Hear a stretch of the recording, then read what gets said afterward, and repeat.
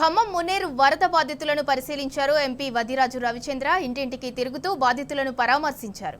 BRS బాధితులకు అండగా ఉంటుందన్నారు. రేవంత్ సర్కార్ సహాయక చర్యలు అందించడంలో పూర్తిగా విఫలమైందన్నారు. జిల్లా నుంచి 3 మంత్రులు ఉండి కూడా తగిన చర్యలు తీసుకోలేదంటున్న ఎంపీ వదిరాజుతో మా ప్రతినిధి Samba face to face. Munneru మిగిల్చినటువంటి విషాద ప్రాంతాలలో ఎంపీ వదిరాజు రవిచంద్ర పర్యటిస్తున్నారు. ప్రజలు కోల్పోయినటువంటి అనేకమైన ఇండ్లు, దాని తర్వాత సామాన్లు అన్ని కూడా ఆయన పరిశీలించి ప్రజలకు ధైర్యం చెప్పేటువంటి ప్రయత్నం చేస్తున్నారు. వెంకటేశ్వర నగర్ కాలనీలో అన్ని ఇండ్లను తిరిగి స్థానిక కార్పొరేటర్ తోట రామారావుతో కలిసి ఆయన పర్యటన చేస్తున్నారు.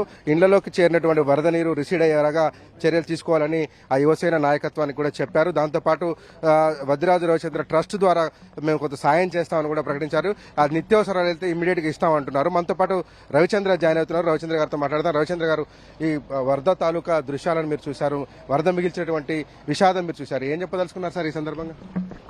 ఇది ఖమ్మంకు ఏమో అర్థం కావట్లేదు కానీ లాస్ట్ ఇయర్ గతంలో కూడా ఇట్లాంటిదే విపత్తు జరిగినప్పుడు మాత్రం కేసీఆర్ గారు బీఆర్ఎస్ పార్టీ అధికారంలో ఉన్నప్పుడు మంత్రి కానీ ఎమ్మెల్యేలు కానీ అధికారులు కానీ 24 గంటలు అప్రమత్తంగా ఉండి భద్రాచలం ముంపు దగ్గర కానీ ఇక్కడ కానీ ఎక్కడ కానీ ఎలాంటి నష్టం వాటిల్లకుండా తగు జాగ్రత్తలు తీసుకునే విధంగా కేసీఆర్ గారు సూచనలు ఇచ్చారు. దాని ప్రకారంగా నడుచుకున్నారు.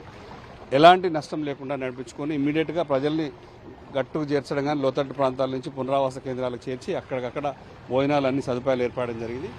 ఇప్పుడు మాత్రం నిన్నటి నుంచి చూస్తుంటే ప్రభుత్వం విఫలమైందనే చెప్పాలి.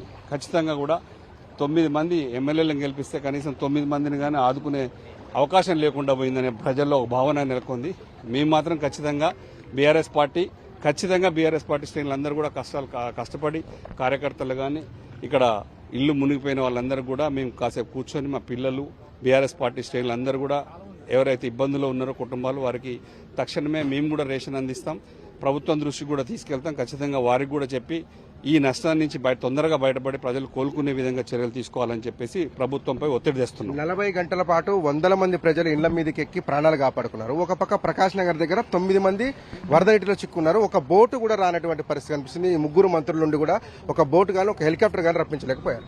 ఇది ఫెయిల్యూర్ కిందనే భావించవచ్చు ప్రభుత్వాన్ని.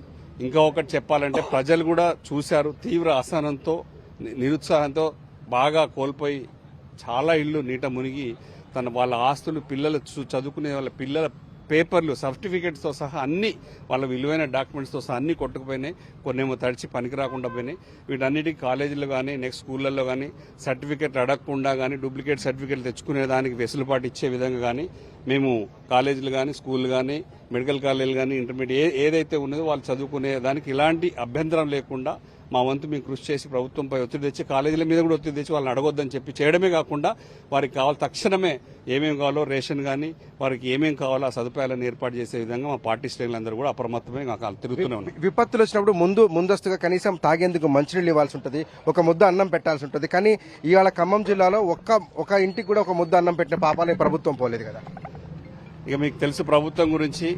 ప్రభుత్వం ఖచ్చితంగా కూడా ఫెయిల్యూర్ కింద లెక్కే ఇక్కడ. ఎందుకంటే ఖమ్మంలో ఉన్నది 3, దాదాపు 25% క్యాబినెట్ ఇక్కడే ఉంది.